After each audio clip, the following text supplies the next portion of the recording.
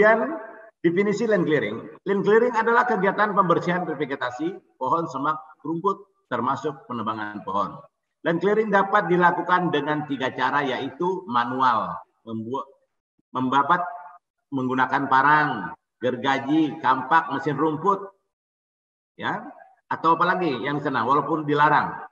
Sistem bakar juga termasuk land clearing, tapi itu dilarang. Dalam undang-undang pemerintah pun dilarang, atau undang atau aturan perusahaan, tidak boleh. Atau apalagi penebangan menggunakan mesin potong rumput juga termasuk, ya, itu termasuk land clearing. Kemudian mekanis. Nah, mekanis ini menggunakan alat-alat seperti doser, ekskavator, senso, ya. Kemudian bisa juga mengkombinasikan nomor 1 dan nomor 2, mekanis dan manual. Mekanis dan manual.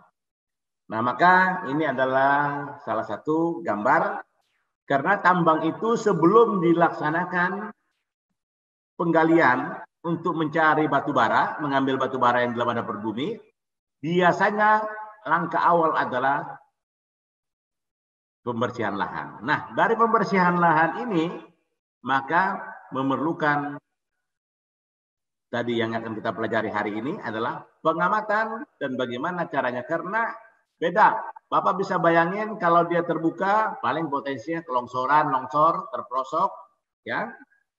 Nah, tapi kalau yang ini banyak kelongsoran, ya bisa jadi.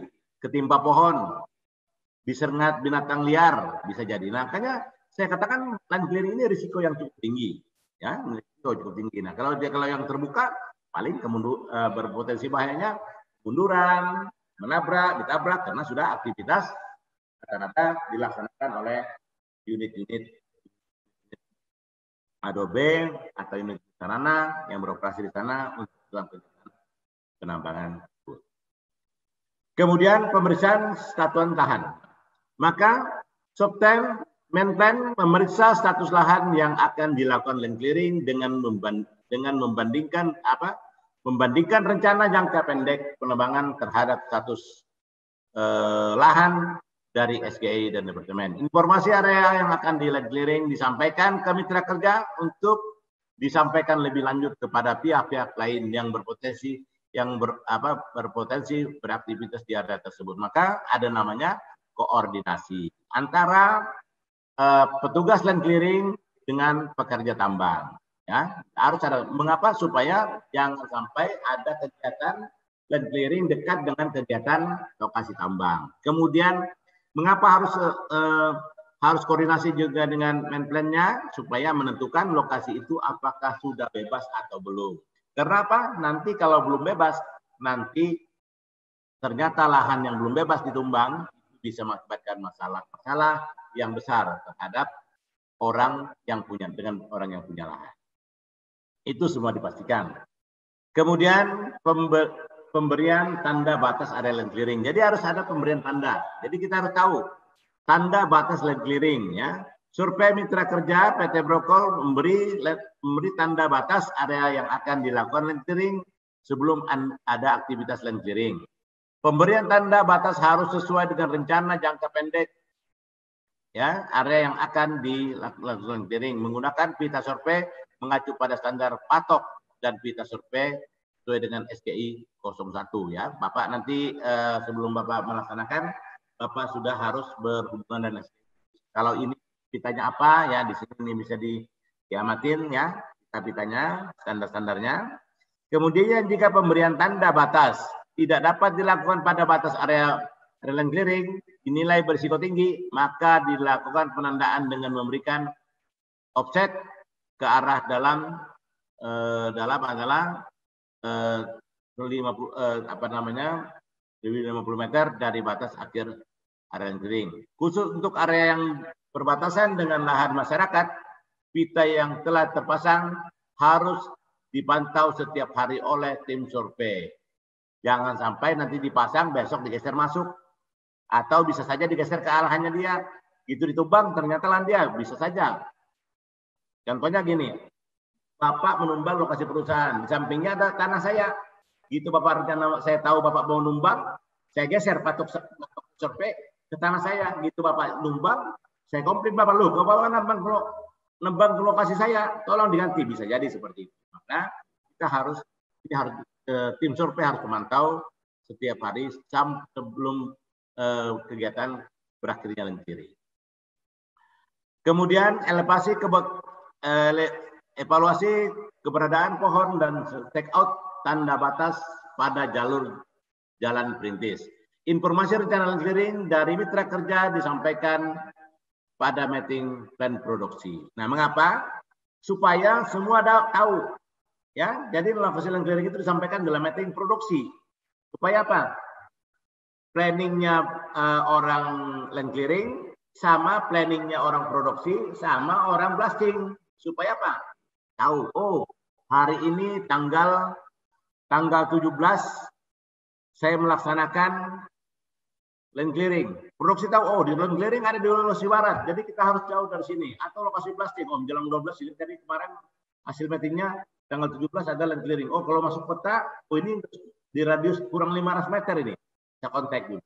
Jadi itulah tujuannya, supaya tidak terjadi miss daripada kegiatan di lapangan. Kemudian tim survei wajib melakukan asesmen lokasi dengan menggunakan jalur perintisan.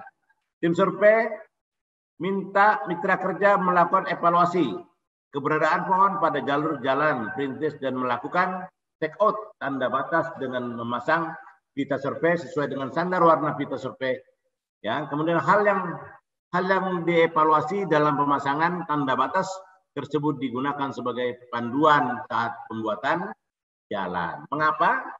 Karena kenapa harus pembuatan jalan? Karena kalau kita melaksanakan land clearing, siapapun yang diminta, baik itu operator doser, PC maupun operator sensor, yang pertama yang Anda pikirkan setelah Bapak melaksanakan inspeksi, maka memasukkan di dalam inspeksi adalah yang pertama yang Anda buat adalah jalur evakuasi, jalur emergensi.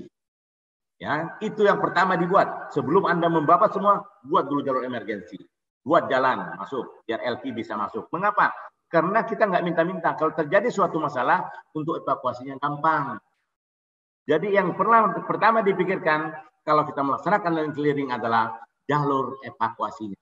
Itu jangan dilupakan. Itu adalah syarat pertama kalau kita melaksanakan land clearing. Saya saja kalau saya di umum, bukan di perusahaan, kalau saya mau buka lahan, yang saya buat pertama adalah jalanan. Supaya apa? Kalau ada suatu masalah, kita gampang keluar dari lahan tersebut. Ya, dan itu selalu kita rawat sampai kegiatan berakhir.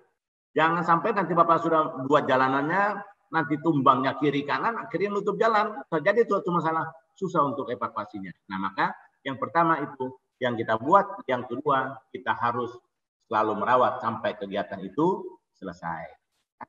Dilakukan. Kemudian pemberian tanda pohon yang akan dipotong menggunakan sensor. Pengawas land clearing dan kru land clearing memberikan tanda cat semprotan warna putih atau pita pada sesuai dengan biasanya itu lebih banyak kan yang minta Pak Jenal bisa nggak pakai semprotan, silakan. Yang ada persetujuan. Mengapa? Karena itu lebih mudah. Karena kalau pohon Bapak ikat-ikat, ya, tapi dengan menggunakan cat itu lebih memudahkan kita. Tapi bisa menggunakan pita, bisa juga menggunakan cat warna putih supaya mudah kelihatan di hutan di tempat yang gelap lebih terang. Pohon-pohon yang berdiameter kurang dari 20 cm namun tidak dapat ditumbang dengan cara didorong dengan doser atau tanaman yang lebih tinggi, alat yang digunakan juga harus menggunakan sensor, juga harus diberi tanda. Nah, biasanya pengawas saya lihat di lapangan, saya inspeksi ke lapangan, tidak ada membawa alat ukur. Ya. Nah, ini makanya di sini saya berikan ilmunya untuk alat akar menentukan alat ukur batang pohon. Saya punya ide, Pak. Bapak Ibu ya. Biasanya saya buat seperti ini, mungkin Bapak Ibu lihat gambar saya.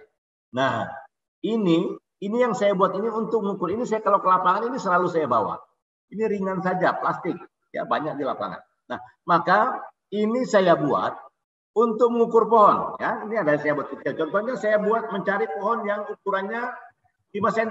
5 cm. Kalau dia kecil, ini contohnya 5 cm. Kalau yang tadi ukuran standarnya kan tambang 20. Nah, tinggal saya colokkan ke pohon seperti ini kalau Bapak Ibu bisa lihat. Nah, kalau saya colokkan ke sini kalau nggak masuk, artinya pohon ini lebih dari 20 cm. Pakai mal, kalau usah pakai ukuran pita-pita, bikin ribet lagi. Biasanya saya pakai yang begitu. Saya ke lapangan, saya masukkan, saya colokkan di pohon. Kalau saya colokkan di pohon ini, nggak masuk, ini lebih dari 20 cm. Artinya ini harus digunakan senso. Itu adalah untuk ukur pohon yang praktis.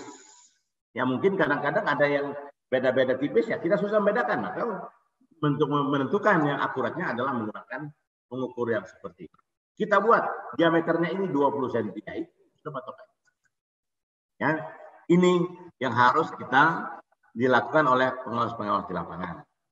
Kemudian tanda tersebut yang menandakan bahwa pohon tersebut harus dipotong menggunakan senso.